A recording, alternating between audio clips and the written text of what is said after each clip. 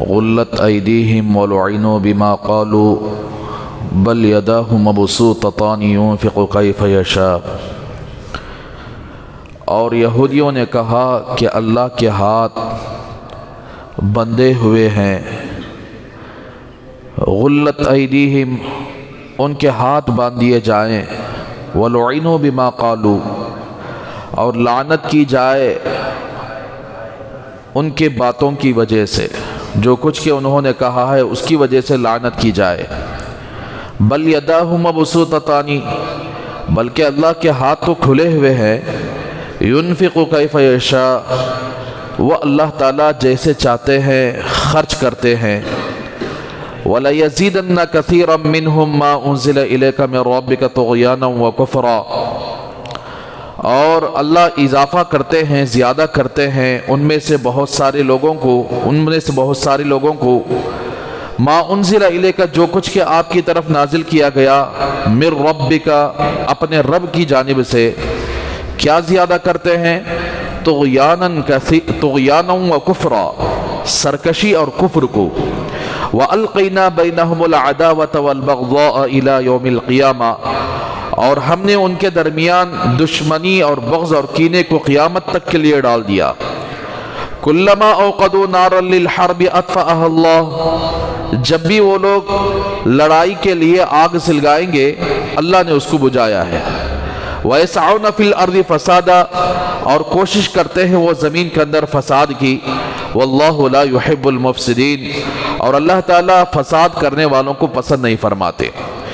تو میرے بھائیو، یہودی قوم اتنی غلیظ اور خطرناک قوم ہے، جو قوم کے نہ نبیوں کو چھوڑی نہ علماء کو چھوڑی، بلکہ جیسے چاہے جس طرح چاہے وہ گستاخیاں کرتی ہیں۔ تو یہاں تک کہ نبی سے آگے اللہ کے حق میں بھی انہوں نے گستاخی کی ہے۔ تو اللہ کے بارے میں طرح طرح کی باتیں انہوں نے کہا ہے۔ یہاں دیکھیے، یہودی کہتے ہیں کہ اللہ کے ہاتھ بندھے ہوئے ہیں۔ اللہ نے ایک جگہ فرمایا، من ذا الذی یقرض اللہ قرضا حسنا فیضاعفہ لہ اضعافا کثیرا، کون ہے جو اللہ تبارک و تعالیٰ کو قرض حسنا دے؟ تو یہودیوں نے ان باتوں کو سن کر کہا کہ دیکھو کتنا ظلم ہے کہ اللہ تبارک و تعالیٰ دینے والے ہیں، لیکن اس آیت کے ذریعے اللہ لینا چاہتے ہیں۔ اس کا مطلب یہ ہے ان اللہ فقیر ونحن اغنیاء، کہ اللہ فقیر ہیں اور ہم تو مالدار ہیں۔ تو فقیر مالدار سے پوچھتا ہے۔ تو اس طرح اللہ کے بارے میں طرح طرح کے باتیں یہ یہودی کیا کرتے تھے۔ اور یہاں دیکھیے، اللہ تبارک و تعالیٰ نے کے بارے میں صراحتاً انہوں نے کہا کہ اللہ کے ہاتھ بندھے ہوئے ہیں، اللہ بخیل ہو چکے ہیں، نعوذ باللہ، کمجوس ہو چکے ہیں۔ اس کی وجہ یہ ہے کہ اللہ کے رسول صلی اللہ علیہ وسلم دنیا میں آئے اور مدینہ منورہ کے اندر آپ صلی اللہ علیہ وسلم کا قیام ہوا۔ اللہ تبارک و تعالیٰ نے صحابہ کے ذریعے فتوحات کا سلسلہ شروع کر دیا کہ فتوحات، کامیابیاں ملتی رہی اور مسلمانوں کو مال غنیمت حاصل ہوتا رہا اور مسلمان مالدار ہوتے گئے۔ اب ان کو دیکھ کر پیٹ میں جلنا شروع ہو گیا، کیسا بھئیے؟ یہ تو اسماعیل علیہ السلام کی اولاد ہیں، ان کے لیے اللہ تبارک و تعالیٰ اتنا مہربان کہ دروازے کھول کر دے رہا ہے۔ اور ایک وقت یہ لوگ کہتے تھے نحن ابناء اللہ و احباء، ہم اللہ کے بیٹے ہیں، اللہ کے اہل و عیال ہیں، اللہ ہم سے محبت کرتے ہیں۔ یہ یہودی یہ کہتے تھے۔ اب اللہ کیا پلٹ گئے کیا؟ اب یہاں امت محمدیہ کو اس طرح دروازے کھول دیا اور ہم کو اتنا تنگ کر دیا، محتاج بنا دیا۔ کیا اللہ کمجوس ہو گیا کیا؟ کیا اللہ کے ہاتھ بندھے ہوئے ہیں کیا؟ اس طرح یہودیوں نے اللہ تعالیٰ پر گستاخانہ کلمات، گستاخانہ الفاظ، گستاخانہ باتیں کہنا شروع کر دیے۔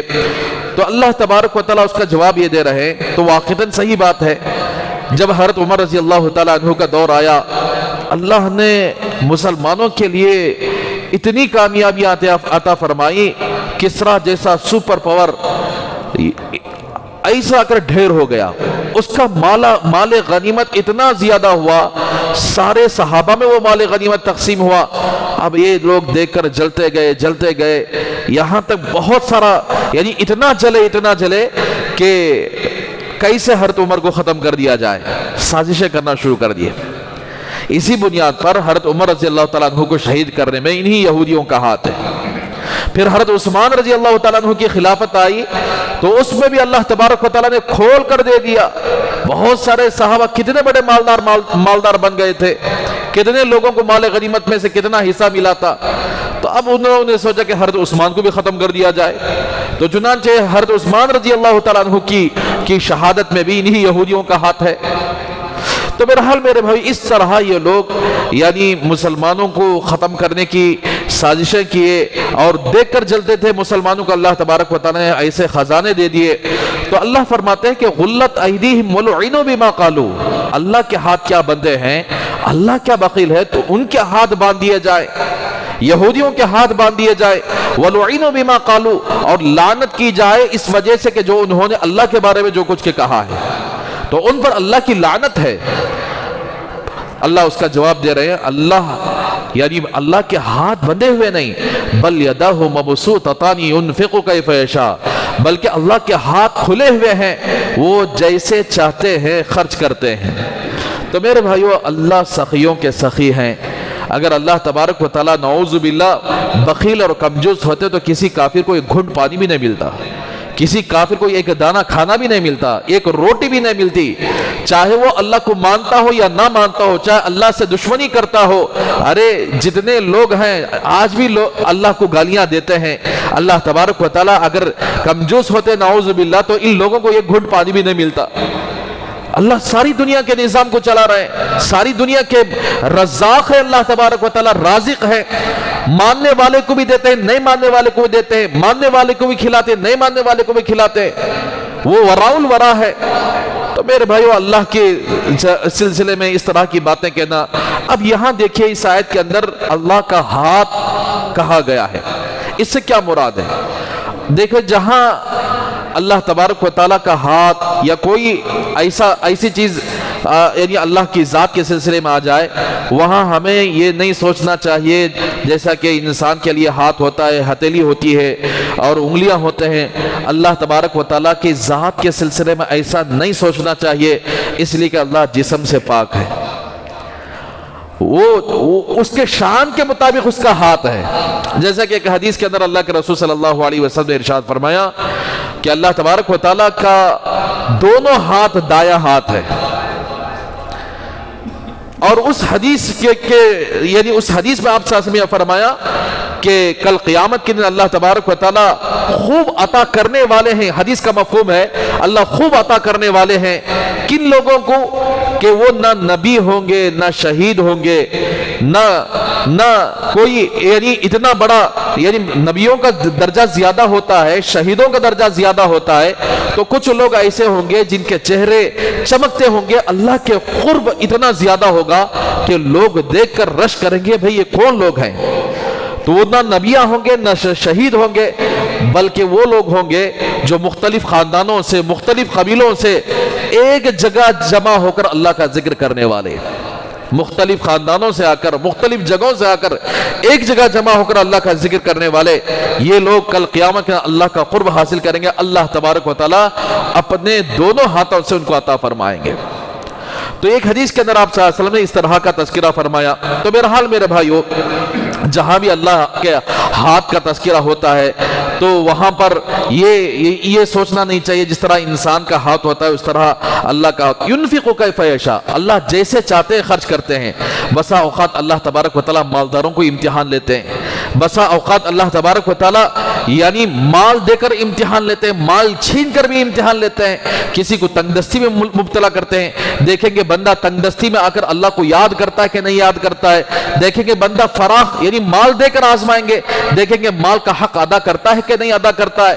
تو یہ سارا اللہ تبارک و تعالیٰ جسے چاہتے ہیں عطا فرماتے ہیں، تو اسی لیے اللہ کے یہاں مال کی کوئی حیثیت نہیں، اللہ کے خزانے بھرے پڑے ہوئے ہیں، وہ کبھی ختم ہونے والے خزانے نہیں ہیں۔ اللہ تبارک و تعالیٰ پوری دنیا کے لوگوں کو اپنے خزانے یعنی لٹا دیں، اس کے باوجود بھی اللہ کا خزانہ کبھی ختم ہونے والا نہیں ہے، اللہ کے خزانے بھرے پڑے ہیں۔ تو اللہ سخیوں کے سخی ہیں، اور اللہ تبارک و تعالیٰ ساری مخلوقات کے روزی کے مالک ہیں، ساری دنیا کے نظام کو چلانے والے ہیں۔ لیکن ایک بات یاد رکھیں کہ وَلَا يَزِيدَنَّ كَثِيرًا مِّنْهُمْ مَا أُنزِلَ إِلَيْكَ مِن رَّبِّكَ طُغْيَانًا وَكُفْرًا، اور اللہ تبارک و تعالیٰ ان میں سے بہت سو کو یعنی اضافہ کرتے ہیں جو کچھ کہ آپ کی طرف نازل کیا ہے آپ کے رب کی طرف سے، کیا اضافہ کرتے ہیں؟ طغیانا و کفرا، سرکشی اور کفر میں، یعنی یہ لوگ جتنا قرآن کو سنتے ہیں اتنا ان کی سرکشی میں اضافہ ہوتا رہتا ہے، ان کے کفر میں اضافہ ہوتا رہتا ہے۔ تو اب ایک سوال پیدا ہو سکتا ہے، قرآن سنے تو آخر کیا ہدایت ملتی ہے، قرآن سنے تو یعنی اصلاح ہوتی ہے، قرآن کی وجہ سے اللہ تبارک و تعالیٰ ہدایت دیتے ہیں، اب یہاں قرآن کی وجہ سے ان کی سرکشی میں اضافہ، ان کے کفر میں اضافہ۔ تو اس کی مثال مفسرین یہ فرماتے ہیں کہ اللہ کی طرف سے جو بارش اترتی ہے وہ کیا ہوتی ہے؟ سب کے اوپر برستی ہے۔ تو یہ بارش اگر سی پی کے منہ میں چلے جائے تو سمجھو کہ وہ موتی بن جاتی ہے، ہرن کے منہ میں چلے جائے تو سمجھو کہ وہ مشک بن جاتی ہے۔ یعنی بارش کا خطرہ سی پی کے منہ میں چلا جائے تو سمجھو کہ وہ موتی بن جاتا ہے، ہرن کے منہ میں چلے جائے تو سمجھو کہ اس کا وہ مشک پیدا ہوتا ہے۔ اور اسی طرح آپل کا باغ ہے، آم کا باغیچہ ہے، فروٹ کے باغیچے ہیں، تو سمجھو کہ وہاں پر جب یہ بارش پڑتی ہے تو وہاں سے بہترین پھلاں اگتے ہیں۔ اگر یہی بارش کسی کیچڑ میں پڑتا ہے تو سمجھو کہ وہاں سے بدبو نکل جاتی ہے، بدبو پھیل جاتی ہے۔ دیکھتے ہیں کہ بارش کے موقع پر نالوں کی گندی بدبو، تو ایک ہی بارش اچھی جگہ پر پڑتی ہے تو سمجھو کہ اس سے اچھی چیزیں آتی ہیں، گندی جگہ پر پڑتی تو سمجھو کہ گندی چیزیں آتے ہیں۔ تو اب یہ لوگ چاہے قرآن کو سن لے، چاہے اللہ کی بات کو سن لے، چاہے وہ تورات کو سن لے، چاہے انجیل بائبل کو سن لے، تو ان کے ایمان میں اضافہ نہیں ہوتا بلکہ ان کے کفر اور سرکشی میں اضافہ ہوتا ہے۔ اس کے برخلاف ایمان والے جب قرآن کو سنتے ہیں تو ان کے ایمان میں اضافہ ہوتا ہے۔ وَإِذَا تُلِيَتْ عَلَيْهِمْ آيَاتُهُ زَادَتْهُمْ ایمانا، جب ایمان والوں کے سامنے قرآن کی آیتیں پڑھ کر سناتے ہیں تو سمجھو کہ ان کے ایمان میں اضافہ ہوتا ہے۔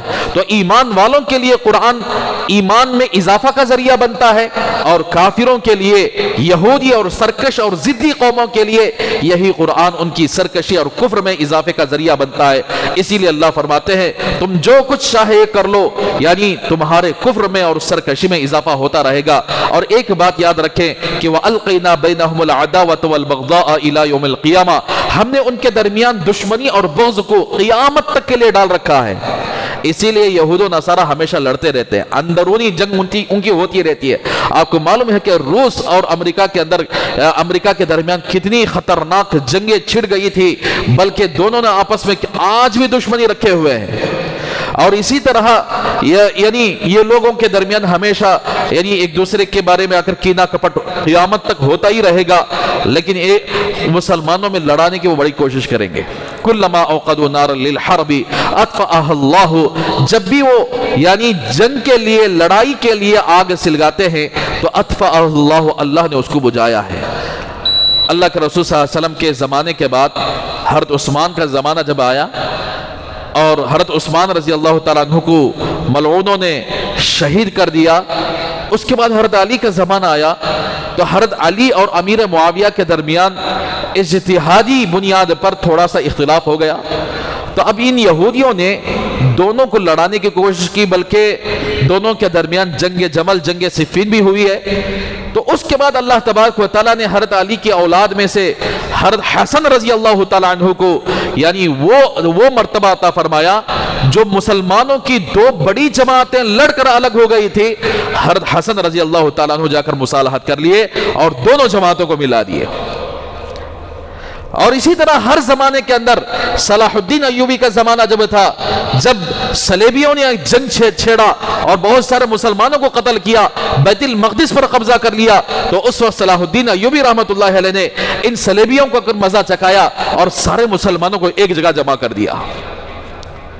تو اس طرح جب جب یہ آپس میں مسلمانوں کو لڑانے کی کوشش کرتے ہیں، انگریز ہندوستان کے اندر آیا، مسلمانوں میں پھوٹ ڈالنا چاہا، لیکن سارے مسلمان متفق ہو کر، سارے ہندوستان کے لوگ متفق ہو کر انگریز کو بھگانے کا ذریعہ بن گئے۔ لیکن جاتے ہوئے اس نے کیا کر دیا؟ پھر بھی پھوٹ ڈال کر چلا گیا، جو آج مسلمانوں میں فرقے بڑھ چکے ہیں، جماعتیں بڑھ چکے ہیں، اور مسلمان آپس میں لڑنے کے لیے آگے آگے آ رہے ہیں، بلکہ لڑ کر اپنے مذہب کو بدنام کرنے کی کوششیں کر رہے ہیں۔ تو بہرحال یہ یہودیوں کی چال ہے، وہ مسلمانوں کو ایک ہونے پر کبھی متفق نہیں ہوتے، اسی لیے کبھی قطر اور سعودی کے درمیان اختلاف ڈالتے ہیں، کبھی ایران اور سعودی کے درمیان اختلاف، کبھی یمن اور سعودی کے درمیان اختلاف، کبھی ترکی اور سعودی کے درمیان اختلاف، تاکہ یہ مسلمان آپس میں لڑ جائیں تو یہودی اور نصارہ کا اس کا فائدہ ہو جائے گا۔ اگر مسلمان ایک ہو جائیں گے تو سمجھو کہ یہ کفر اور یہود و نصارہ کی موت ہوگی۔ تو بہرحال وَيَسْعَوْنَ فِي الْأَرْضِ فَسَادًا، وہ کوشش کرتے ہیں زمین میں فساد مچانے کی، وَاللَّهُ لَا يُحِبُّ الْمُفْسِدِينَ، اور اللہ تبارک و تعالیٰ فساد کرنے والوں کو پسند نہیں فرماتے ہیں۔ تو بہرحال یہ جو کچھ بھی کر لے، ایک وقت آئے گا انشاءاللہ مسلمان پھر ایک ہو جائیں گے، وہ حضرت مہدی کا زمانہ ہوگا، تو حضرت مہدی کے زمانے میں تو سارے مسلمان متفق ہو کر ان صلیبی لوگوں کا، یہودیوں کا مقابلہ کریں گے، اور یہ جتنا کوشش کریں گے مسلمانوں میں یعنی فرقے بنا کر الگ کرنے کی، انشاءاللہ ایک زمانہ آئے گا، اللہ کا فرمان ہے کہ اطفأہ اللہ، اللہ اس کو ضرور مٹائیں گے۔ جب بھی یہ جنگ اور لڑائی کا یعنی لڑائی کے لیے آگ جلائیں گے تو سمجھو کہ اللہ تبارک و تعالیٰ اس کو بجھائیں گے۔ انشاءاللہ ایک وقت ضرور آئے گا کہ مسلمان ایک ہو جائیں گے، اور ان تمام یہودی اور صلیبی لوگوں سے آ کر کیا جنگ ضرور ہوگی، تو اس وقت مسلمان متفق ہو کر حضرت مہدی رضی اللہ تعالیٰ عنہ کی قیادت میں آ کر ساری دنیا کے اندر اللہ تبارک و تعالیٰ امن و انصاف کو لائیں گے، ظلم کا خاتمہ فرمائیں گے۔ اللہ سے دعا کریں گے اللہ تبارک و تعالیٰ ہم سب کو ان باتوں پر عمل کرنے کی توفیق عطا فرمائے۔